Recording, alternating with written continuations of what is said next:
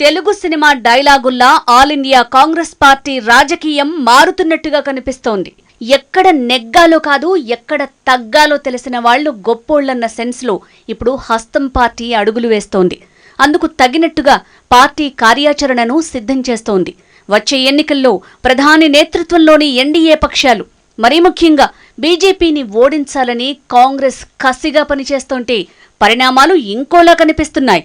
Hat trick విజయాలతో దేశాన్ని మరోసారి ఏలాలని కాషాయం పార్టీ దేశంలోని అన్ని సీట్లలో పోటీ చేసి 400 స్థానాలను సొంతంగా రాబట్టుకోవాలని చూస్తోంది. దేశమంతా రామనామ జపంతో పులకించిపోయింది. అయోధ్య రాముడు డేరాలోంచి ఆలయ ప్రవేశం చేయటం, ఆ క్రతువునంతా ప్రధాని నరేంద్ర మోడీ కనుసన్నల్లో చేయడంతో బీజేపీకి వచ్చే లోక్సభ ఎన్నికలకు ఇదే పెద్ద పెట్టుబడిలా మారుతోందన్న భావన కనిపిస్తోంది. కాంగ్రెస్ పార్టీ ఏం చేసినా బీజేపీ అందుకు 3 రెట్లు అడ్వాన్స్గా ఉండటం దేశ చరిత్రలోనే నయా రాజకీయం ఆవిష్కృతమవుతోంది. మరో 3 నెలల్లో లోక్సభ ఎన్నికలు రానున్న నేపథ్యంలో కాంగ్రెస్ అగ్రనేత రాహుల్ గాంధీ భారత్ జోడో న్యాయ యాత్ర చేస్తోండగా ఆ పార్టీ ఆలోచనలు మారుతున్నాయి. వచ్చే ఎన్నికల్లో విజయం సాధించటమే లక్ష్యంగా ఇండియా గ్రూపును ఏర్పాటు చేసిన ఆ పార్టీ ఇప్పుడు తాను తగ్గినా పర్లేదు, వచ్చే ఎన్నికల్లో బీజేపీ ఓడటమే లక్ష్యమన్నట్టుగా అడుగులు వేస్తోంది. గతంలో ఎన్నడూ లేనట్టుగా కాంగ్రెస్ పార్టీ అడుగులు పడుతున్నాయి. వచ్చే ఎన్నికల్లో కాంగ్రెస్ పార్టీ కేవలం 255 స్థానాల్లో మాత్రమే పోటీ చేసే అవకాశం కనిపిస్తోంది. స్వాతంత్ర్యం వచ్చిన తరువాత ఈ సంఖ్య అత్యల్పం. మిగిలిన 288 స్థానాల్లో కాంగ్రెస్ మిత్రపక్షాలు బీజేపీ, ఎన్డీఏ పక్షాలతో ఢీకొట్టబోతున్నాయి. కాంగ్రెస్ పార్టీ ఒక అడుగు ముందుకు, మరో అడుగు వెనక్కి అన్నట్టుగా మారుతున్న పరిస్థితుల్లో కాంగ్రెస్ ఈసారికి అధికారంలోకి వచ్చినా రాకున్నా మెరుగైన సీట్లలో పార్టీ విజయాన్ని సాధించేలా కార్యాచరణను సిద్ధం చేస్తోంది. రాబోయే లోక్సభ ఎన్నికల్లో బీజేపీని ఓడించాలనే లక్ష్యంతో ఎత్తులు వేస్తోంది.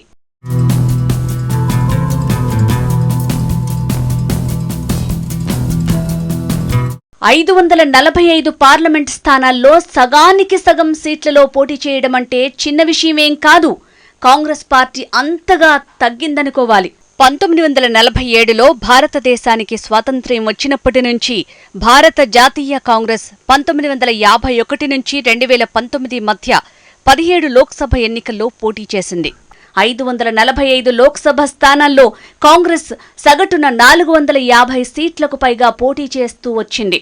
2004లో కాంగ్రెస్ పోటీ చేసిన అతి తక్కువ స్థానాలని చెప్పుకోవాలి. పార్టీ అప్పుడు కేవలం 417 స్థానాల్లో మాత్రమే పోటీ చేసింది. 1996లో కాంగ్రెస్ 529 స్థానాల్లో పోటీ చేయటం గరిష్ఠ స్థాయిగా చూడాల్సి ఉంది. పివి నరసింహారావు 5 ఏళ్ల పాలన తరువాత జరిగిన ఎన్నికలవి. 2014 లోక్సభ ఎన్నికల నాటి నుంచి కాంగ్రెస్ పార్టీ ప్రభ తగ్గుతూ వస్తోంది. మోడీ ప్రధాని అయిన తర్వాత నుంచి కాంగ్రెస్ పార్టీ రోజురోజుకు కుంచుకుపోతూ వచ్చింది. కానీ ఇప్పుడు పలు కీలక రాష్ట్రాల్లో విజయం ద్వారా లోక్సభ ఎన్నికల్లో ప్రధాని మోడీని ఢీకొట్టేలా ఇండియా భాగస్వామ్య పక్షాల కూటమితో ఎన్నికల కురుక్షేత్రంలో నిలుస్తోంది. 2014, 2019 లోక్సభ ఎన్నికల్లో కాంగ్రెస్ వరుసగా 464, 421 స్థానాల్లో పోటీ చేయగా 1984లో 229 స్థానాల్లో పోటీ చేసిన బీజేపీ 2 స్థానాల్లోనే గెలిచింది. కానీ ఇప్పుడు బీజేపీకి భారత పార్లమెంట్లో 290 మంది ఎంపీలున్నారు. 1991 నుంచి కాషాయ పార్టీ 300 కంటే తక్కువ స్థానాల్లో పోటీ చేయలేదు. రాబోయే లోక్సభ ఎన్నికల్లో 255 స్థానాల్లో పోటీ చేయాలని కాంగ్రెస్ అధ్యక్షుడు మల్లికార్జున ఖర్గేకు పార్టీ ముఖ్యులు నివేదిక సమర్పించారు. మిగిలిన స్థానాల్లో అంటే 288 స్థానాల్లో ప్రతిపక్ష ఇండియా కూటమిలోని 27 పార్టీలు పోటీ చేస్తాయి. వాటిలో 2019లో శివసేన అత్యధిక స్థానాల్లో పోటీ చేసింది. తర్వాత సిపిఎం, తృణమూల్ కాంగ్రెస్లున్నాయి. అయితే తమిళనాడు నుంచి ఎంకే స్టాలిన్కు చెందిన డీఎంకే అత్యధిక స్థానాల్లో పోటీ చేసి గెలుపొందగా బీహార్లో నితీష్ కుమార్కు చెందిన జనతాదళ్ 2వ స్థానంలో ఉంది. ఇలా కాంగ్రెస్ పార్టీ ఒక్కో అడుగు వేసుకుంటూ విజయం కోసం ప్రయత్నిస్తుంటే బీజేపీ మాత్రం మరోసారి తమకు తిరుగులేదన్న ధీమాతో అడుగులు వేస్తోంది.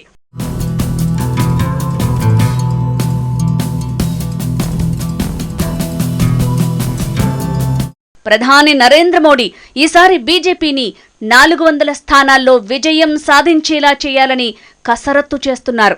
కేవలం ఉత్తరాదిపైనే ఆయన అందుకు ఆధారపడటం లేదు. దక్షిణాదిలోనూ గణనీయమైన సీట్లను గెలుచుకునేలా కసరత్తు ముమ్మరం చేస్తున్నారు. 2019 లోక్సభ ఎన్నికల్లో 303 స్థానాల్లో పార్టీ విజయం సాధించగా ఈసారి 400 టార్గెట్గా పెట్టుకుని మరి పార్టీ పనిచేస్తోంది. అబ్ కీ బార్ మోడీ సర్కార్ నుంచి మోదీకి గ్యారంటీ ఫిర్ ఆయేగా మోదీ అంటూ ఇప్పుడు బీజేపీ నయా ప్రచారం మొదలుపెట్టేసింది. మోడీకి పెరుగుతున్న జనాదరణ ప్రతి ఎన్నికల్లో ఆ పార్టీని శిఖరాగ్రాన కూర్చోబెడుతోంది. ఒక్కో ఎన్నిక మోడీని బలీయమైన శక్తిగా మార్చేస్తుంటే రికార్డులన్నీ బద్దలవుతున్నాయి. గత 10 ఏళ్లలో బీజేపీ సాధించిన అతిపెద్ద విజయం ఆయా రాష్ట్రాల్లో ప్రభుత్వాలపై ఉన్న ప్రభుత్వ వ్యతిరేకతతో ఓటమి పాలవుతోంటే ప్రధాని నరేంద్ర మోడీ ఆధ్వర్యంలోనే కేంద్రంపై మాత్రం ప్రభుత్వ వ్యతిరేకత మచ్చుకైనా కనిపించడం లేదు. అందుకే అధికారంలోకి రావడం కాదు, భారీ రికార్డు దిశగా పార్టీ అడుగులు వేస్తోంది. బ్రాండ్ మోడీ 2014లో బీజేపీ నినాదం అబ్ కీ బార్ మోదీ సర్కార్. 2019లో అది మోదీ హై తో ముమ్కిన్ హై, ఏక్ బార్ ఫిర్ మోడీ సర్కార్. 2024లో మోదీకి గ్యారంటీ ఫిర్ ఆయేగా మోదీగా మార్చారు.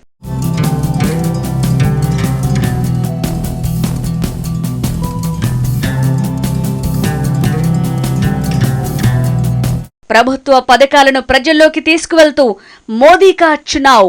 ఎందుకంటే ఆయన పాలనలో పార్టీ ముందంజలో ఉంది. మోదీకి గ్యారంటీ అని ప్రధాని మోడీ చెప్పినప్పుడు అది ప్రజల్లో భిన్నమైన నమ్మకాన్ని సృష్టించింది.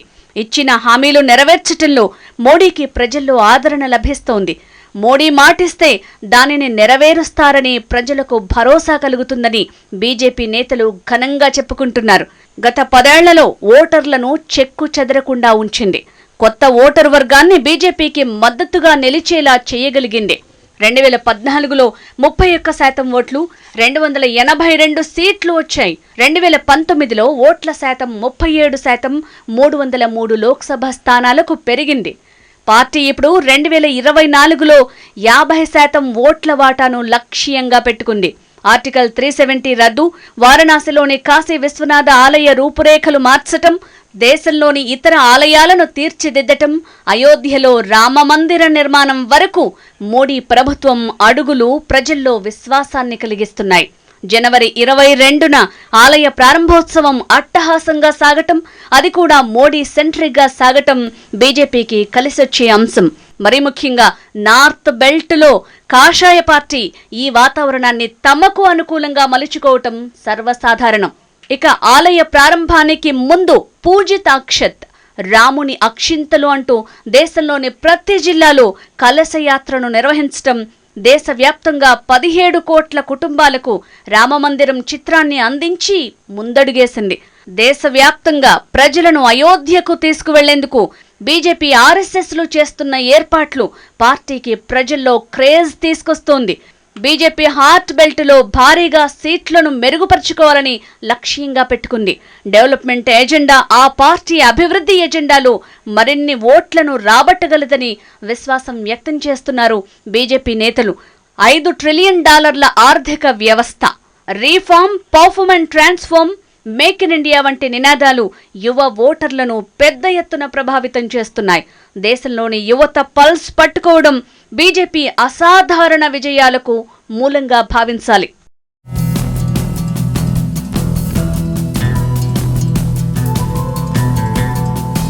(2024) ఎన్నికల్లో యువతను తమకు మద్దతు పలికేలా చేసుకోవడంపై బీజేపీ దృష్టి పెట్టింది. బీజేపీకి 50% ఓట్లు రావాలంటే అభివృద్ధి ఎజెండా ఓటర్లు చాలా ముఖ్యం. G20, చంద్రయాన్ వంటి సంఘటనలు ఔత్సాహిక ఓటరు వర్గంలో విశ్వాసాన్ని సృష్టించాయి. తక్కువ ఆదాయ పేద కుటుంబాల యువతను లక్ష్యంగా చేసుకునేందుకు ప్రభుత్వం కొత్తగా ప్రవేశపెట్టిన విశ్వకర్మ పథకం కింద నైపుణ్యాభివృద్ధిపై దృష్టి సారించింది. 2019 లోక్సభ ఎన్నికల్లో అనేక కేంద్ర ప్రభుత్వ పథకాల లబ్ధిదారులు అట్టడుగు వర్గాల ఓట్లను బీజేపీకి పడేలా చేశాయి. ప్రభుత్వ పథకాల లబ్ధిదారుల సంఖ్య 80 కోట్ల మంది వరకు ఉందట.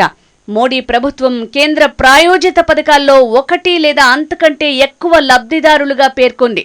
ఇది కులమతాలకు అతీతంగా కొన్నేళ్లుగా పార్టీకి బలమైన ఓటు బ్యాంకుగా మారింది. లోక్సభ ఎన్నికలకు ముందు బీజేపీ ఈ ఓటు బ్యాంకును బలోపేతం చేసుకుంటోంది. దాదాపు 300 కాల్ సెంటర్లు ఇప్పటికే ఏర్పాటు చేయబడ్డాయి.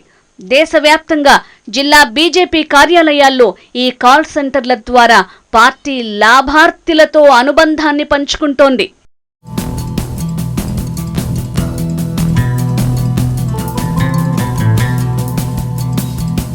2014లో కేంద్రంలో బీజేపీ అధికారంలోకి వచ్చినప్పుడు అప్పటి పార్టీ అధ్యక్షుడు అమిత్ షా కొత్త కుల సమూహాలను చేర్చే పనిని ప్రారంభించారు.